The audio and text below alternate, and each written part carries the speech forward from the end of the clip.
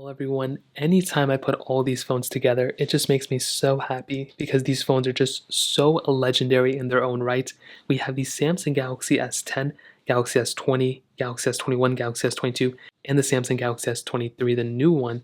And we're going to see how they all kind of compare. Now, I was going to try doing like a speed comparison and whatnot. That's clearly not going to work. I don't have enough fingers to do that. But I will tell you, starting off with the Galaxy S10, actually, let's start off over here.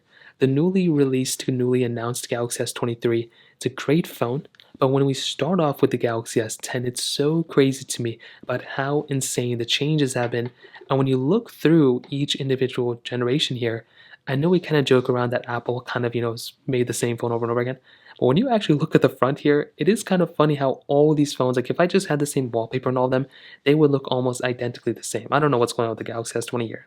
But from the Galaxy S10 that came out in 2019, this was, in my opinion, one of the best phones Samsung has ever made.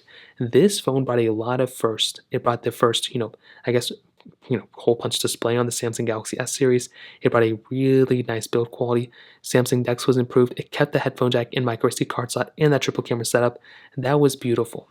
When compared to something like the Galaxy S23, you're definitely getting, I would argue, I'll say it's almost like a reincarnation in a way, but I look at the Galaxy S23 and I look at the Galaxy S10, and for the amount of capability that came with the Galaxy S10, it is insane to me that when you look at these phones side by side, in some ways the Samsung Galaxy S10 kind of seems like this more superior phone. So for one, you're getting a 1440p display on the Galaxy S10, where the Samsung Galaxy S23 you're getting a 1080p display. You're getting a whole bunch of display on both. You're getting that curved angle on the Galaxy S10, which I actually like a lot. The Galaxy S23 doesn't have that.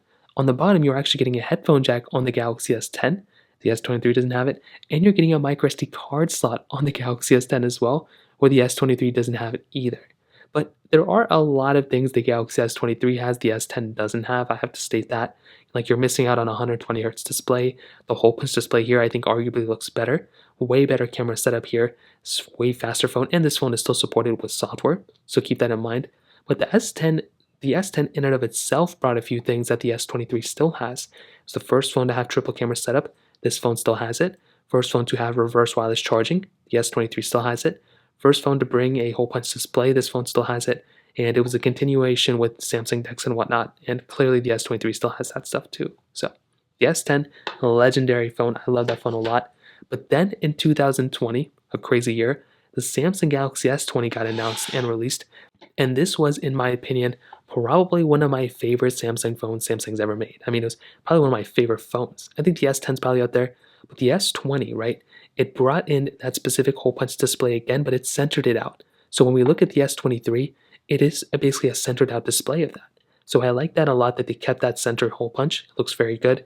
This was also the last time we saw a 1440p display on a Samsung phone, on a Samsung Galaxy S. We now look at the S21, S22, and S23. Since then, they've all had 1080p displays, which I'm not really mad about. It's kind of what you expect. But that has been one thing I've kind of seen over and over and over again. Now, another thing, last time we saw kind of a curved display on the Galaxy S series lineup for their base models. The S21 Plus or the S23 Ultra have those, but it's not a big deal. This was also the last time we saw a micro SD card slot on the Galaxy S20s as well.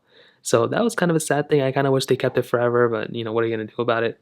But a big thing happened with the Galaxy S23.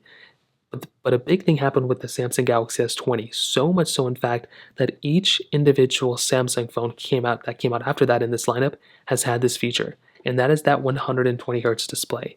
This is by far one of my favorite features that we basically have on every single Samsung phone now, which is amazing. I love the Samsung display on the Galaxy S20, and when I look at the S23, it is a very, very good display, and I'm so glad they actually kept that 120 Hz panel. Beyond that, I'll definitely tell you, very good display, very good phone. I like this phone a lot. But then in 2021, this is the craziest thing, the Samsung Galaxy S21 ended up coming out. Now this was, I would say, was a big change from Samsung, both for the good and the bad. So for one, if you look at the front of the S21 and the front of the Galaxy S23, you can see they look almost identically the same. If I had the same color, you'd probably think they were the same phone. So there wasn't really that big of a difference here in my opinion. Now, one other thing I want to state is that when you look at the rest of the phone, right, there's slight changes. Like here, you can see that, this is like a curved edge and the S21 is a bigger phone, but the back is the big change here beyond than just the display. So in the back of the S23, you can see that, we have a different design, but I would argue that the back of the S21, this was the first time Samsung really kind of focused on the back of that phone. For some reason, for many, many years, the back of their phones did not look that great, and I'll show you at the end of this video what they all look like. The S21 finally fixed that. Unfortunately, they brought a plastic back. So they were so close. They brought a plastic back on this phone. Luckily for us, they did change that back with the S22. But when you compare these two phones, I mean, you can see that there are some similarities, but I do kind of wish that we had this type of design on the S23. And the main reason for that is when you actually take a look at the camera angles, for some reason, like if you were to go ahead and slap this camera down on a table, because the lens here, right, and iPhones have the same issue too, the lenses protrude out from the back. So if you accidentally drop your phone, there's a higher chance the camera lenses can break. Whereas on something like the Galaxy S21, it can absorb a lot of that, crack, so it won't really crack the lenses. I've had a lot of iPhones with cracked camera lenses, and I've had very few Samsungs with that because they kind of protrude out like that. So that's been one thing.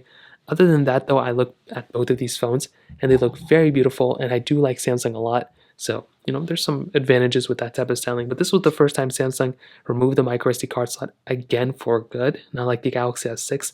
They brought down that display to 120 Hz at 1080p rather than 1440p, and I will say this phone's still very good for the most part. But then this brought us to the Galaxy S22. Now with the S22, this was a good phone. I like the Galaxy S22 a lot. I think this phone brought a lot to the table. I just think nowadays it just sits at a really interesting spot, which I'll talk to in a second. So basically on the front, basically same size displays. All of these phones basically almost had the same size display for the most part, almost. I think the S10 was a little bit different. So when you look at these phones, I mean, they look almost identically the same. Even the sides of these phones, and they look almost identically the same from the sides. The sides right here, they look pretty much the same except for this antenna band here. But this was the last Samsung phone or the last Samsung Galaxy S that had this protruding camera like this. And like I said, I missed that a lot. I used my Galaxy S22 a lot for the last few months, and I will tell you the big changes here. That Snapdragon 8 Gen 2 is going to be a lot more optimized, and it's going to be a faster phone here. I feel like these two phones are probably one of the smaller gaps or smaller differences from one generation of phones to the other. And what I mean by that is if you basically take a look at each individual Samsung phone, right? From the Galaxy S10, we had a brand new design almost. We had the hole punch display. We had a great build quality, all that good stuff. The S20, we brought, 120 hertz display, 1440p panel continuing, and it looked really good. The S21 brought that display down to 1080p, which is whatever, but it brought a plastic back, which I'm not really a fan of. But it brought the 888 chipset inside, which was nice. And, they did change the back a little bit, which I'm really happy that they did. The S22 also brought, I would say, a better display. It brought back that frosted glass back, which I love. That frosted glass back is really, really important. And it brought that 8 Gen 1 chipset, which was a pretty big difference in my opinion as well. But now with the Samsung Galaxy S23, I feel like a lot of the changes were internal. When I go and flip all these phones to their backside like this, from my opinion, right, from everything that I've seen, the biggest changes were pretty much, I would say, from the outside of the Samsung Galaxy S23. That's the only way you can probably tell for the most part if you have an S23 or not. But I love the S23, and I love the S22, and I love the S21, I love the S20. Which phone do I love the most? It's probably the Galaxy S10. I think the Galaxy S10 brought the most to the table here. And I think, alongside of that, the S20 was a very good phone too. I just think the back of the S20 looked ugly. Like you can see for yourself, this phone does not look good. The S21 fixed that. The S22 fixed what the S21 brought, which was the plastic back. I feel like the S23, besides this camera change here, you wouldn't be able to tell the difference. And I definitely do think most of the changes are internal, which is what exactly we needed. So that is kind of how all these phones kind of compare. I'll go ahead and do battery comparisons and all that kind of good stuff later on, but hopefully you enjoyed this video. Let me know what you think in the comment section below. Hit the like button, that would mean so much, but definitely hit that subscribe button. More importantly than everything else, I love every single one of you guys. Hopefully I'll catch you guys in the next video. Peace out till then.